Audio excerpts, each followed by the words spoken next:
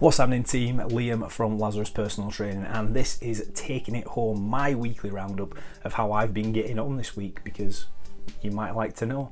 This edition, vlog, episode, whatever we want to call it, today I'm talking about a couple of things, mostly about programming, because that's been the majority of my week. I'm also talking about a filming error that I had, and then I'm also going to talk about a course that I did online recently about breathing and mobility. Just before I get into the bulk of this, if you like the video, give it a like. If you enjoy my content, subscribe to the channel. And if I bring anything up that you find particularly helpful, leave me a comment down below and let me know. Also, if you like these videos, let me know down below. If you want to see something else, or if you've got a question, I had someone ask about doing a Q&A. If you have a question, ask it down below and I'll include it in the video, because again, these are quite free and open.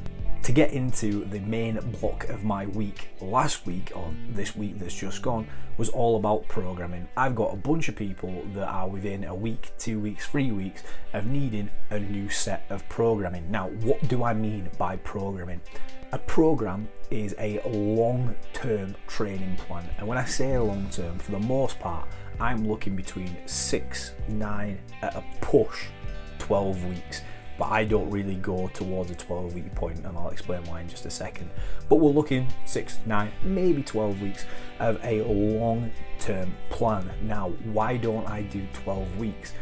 That's because in my past experience, when I have planned for 12 weeks, when I've gone, right, okay, I am going a longevity out of this, often something crops up, something just gets in the way. Whereas, and if it is a 12-week, I might have a week at the beginning where it's like a test week, a week at the end where it's a test week, maybe a deload week in there as well. So the actual bulk of the programming probably sits around 9 weeks. The reason for that is any further past that point, unless you are seriously into a sport and you are long-term looking at that sport, there's so much stuff that can come up, there's so many different things that can happen. We don't know where we're going to be in 12 weeks. This again comes into the beginning of 2020 when I had a lot of stuff planned, and then nope, gyms got closed. So then when I'm looking at programming, my main thing that I'm doing is thinking about the aims and the purpose for that program. What do we need to be achieving? What is the purpose out of this? And because I work with a lot of people, because I do online coaching and one-to-one sessions, I'll tend to group those people in together and go, this program will probably work for this person, this person, this person. This one's probably going to work for these people. And then I will design it in a way that I think, okay, that's covering that, that, and that.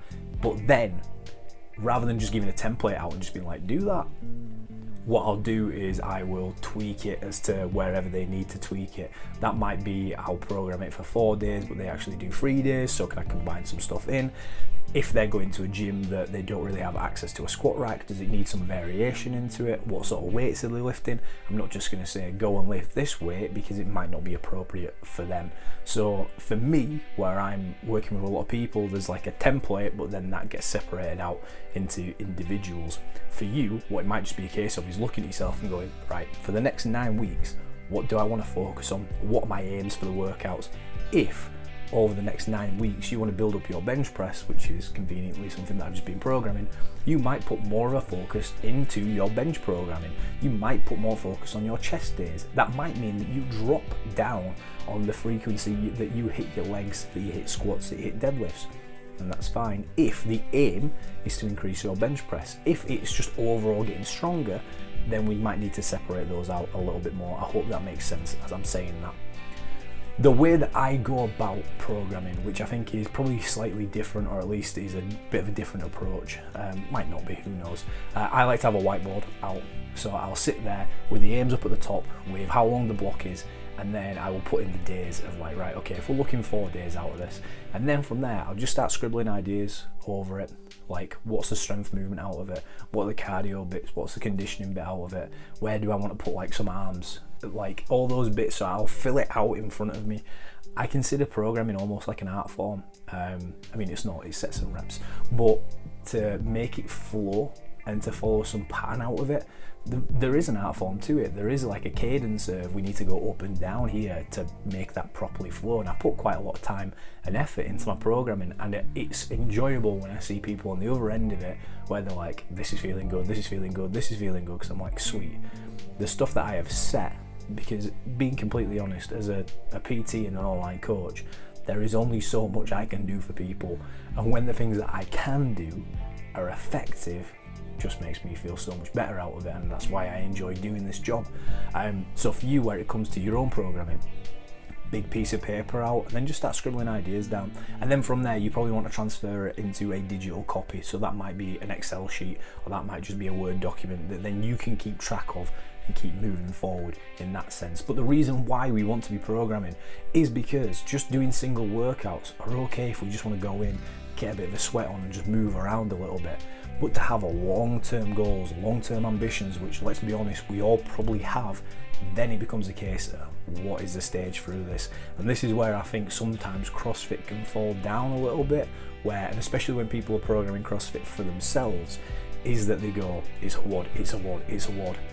But then where's the long-term progress out of that? Where's, like, how do we build up through that? If we're looking at Olympic lifts, how do we make those better over time? And again, that can get lost somewhere. So for me, programming is super important. That's why I love doing it, and that's why I'll sit down and take a lot of time doing it. Now, on that, when it comes to programming, when it comes to people that I work with online, every exercise that I have has a demo exercise with it, or at least 99% of things will do.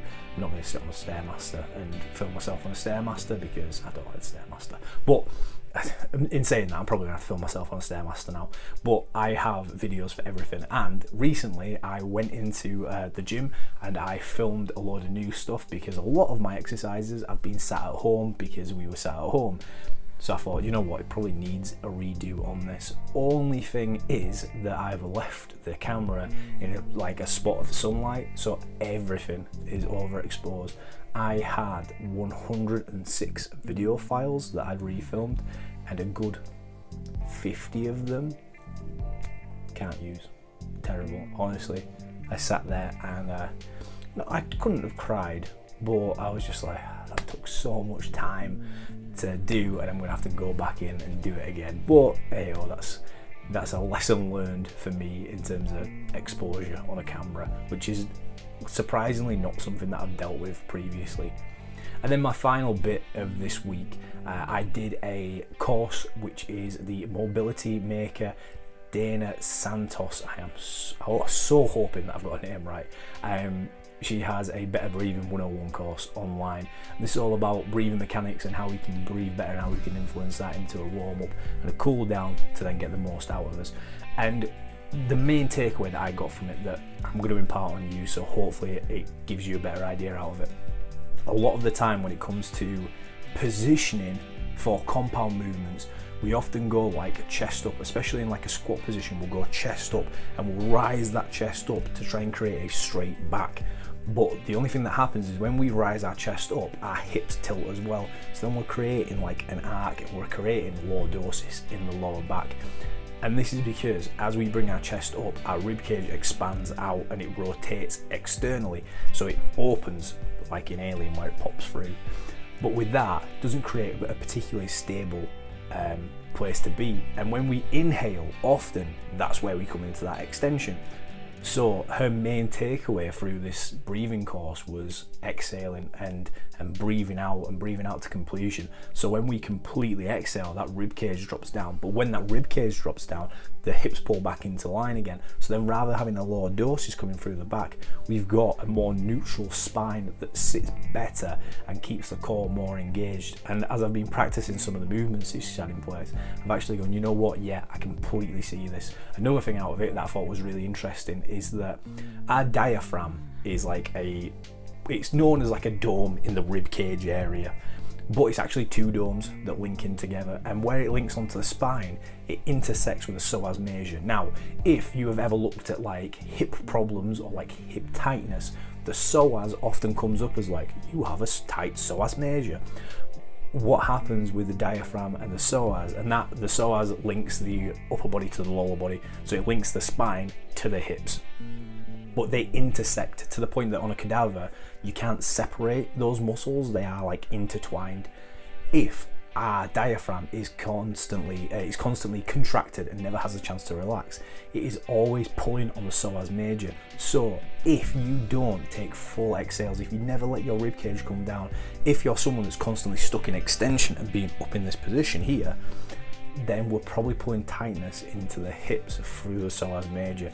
And if we allow ourselves to exhale, if we allow ourselves to breathe out, that's probably going to give us some relaxation into the psoas and allow us hips to sit in a little bit of a better position. So basically, just breathe out more and it'll be massively helpful. If you're ever feeling stressed and your anxiety is up, exhaling is an excellent tool for it. Also, if you think of like smoking and why people find that relaxing, is it the act of smoking or is it the fact that they do a long exhale as they're blowing the smoke out? You tell me. It's probably that they're doing an exhale, but anyway. That pretty much rounds up this video. I wanted to talk quite a lot about programming, and hopefully there's been a couple of bits out of that you've found useful or that you've enjoyed. Let me know down below. If you think that I've waffled forever, then tell me and I'll do it differently, because this is very much a bit of an experiment at the moment. Again, if you like the video, give it a like, subscribe to the channel. If you really enjoy it, share it with someone. I've been Liam from Lazarus Personal Training, and I will see you next time.